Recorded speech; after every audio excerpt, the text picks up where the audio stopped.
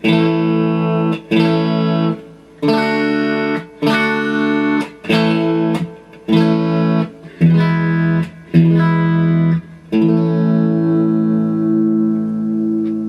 to the Summary of Knowledge and Skills for Guitar Fundamentals Level 1, Chapter 5, Playing the Full Chords. In playing the full chords, we have a complete list of big chords that you have to play. There's some knowledge involved in knowing where you put your fingers for the shapes and different alternate possibilities, and knowing how you're supposed to play in time with the music in order to achieve being able to switch back and forth between the chords. There's definitely knowledge involved, but a lot of this has to do with just absolute fundamental physical skill. You want to be able to play the A, D, and E chords. You want to be able to play them in time with music so that you can play all of those exercises that we gave you as examples. So you can play the A major chord and then switch over to the D major chord in time with the music, right? Switch back to the A and then over to the E. And then switch back to the A in time with the music. We also introduced the C, F, and G chords, and we learned how to put them together as a key group so that you can play in time with music, so that you can play C chord and then switch in time to the F and then back to the C and then over to the G. Time to switch back to the C. Then we combined some of those that we already knew without introducing any new chords and played G, C, G, and D.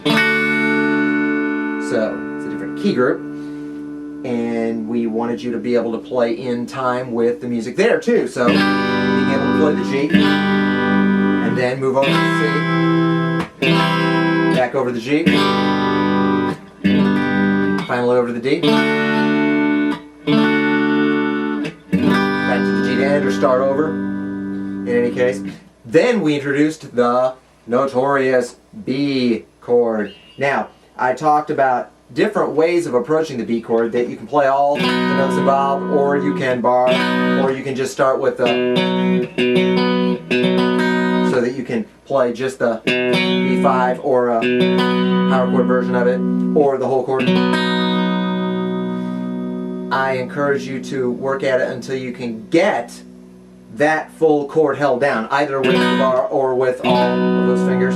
In any event, you definitely want to be able to play some form of the B chord so that you're ready to move on to subsequent lessons.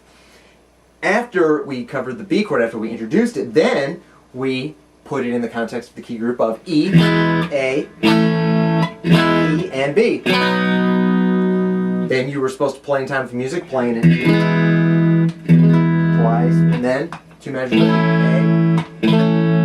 and then over to the E again. Then over to the B, and on the E. You definitely want to make sure that you understand all of those positions, that you understand how to play in time with the music, and that you can play in time with the music. I know that the F and the B are sometimes problematic. There are simpler versions of it that you can use as a substitute, and I encourage you to go ahead and use them as a substitute so that you can at least get practice at playing along with the backing tracks. So that if you can't manage the full B, as I said, just play the B5, the simple version of it, along with the E and the A and the E and the B. But always go back and make time to practice and work at it until you can do the full B chord, because only then can you fully consider yourself competent in playing that chord in that key group, and then know that you've got it down, you got it solidly in your grasp, and you're ready to move on to subsequent lessons.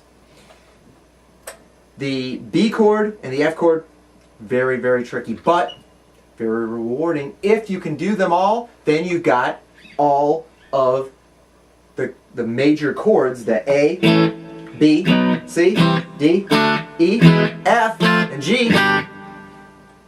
Major chords down, and you've got a full toolbox that you're ready to move on to subsequent lessons, in which we will see